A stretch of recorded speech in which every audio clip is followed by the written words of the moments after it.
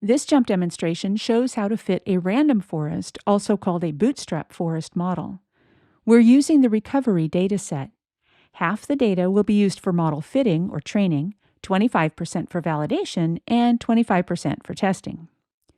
Let's begin by going to Analyze, Predictive Modeling, Bootstrap Forest. Percent recovered goes in the Y role. Incoming quality through valve 19 pressure go in the X role. The validation column is automatically assigned to the validation role. I'll click OK.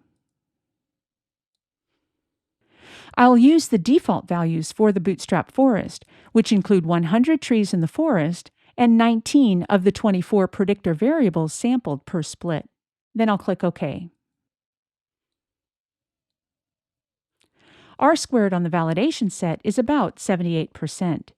If you fit a decision tree model on these data, R-squared on the validation set is about 63%, so Bootstrap sampling has helped with the model performance.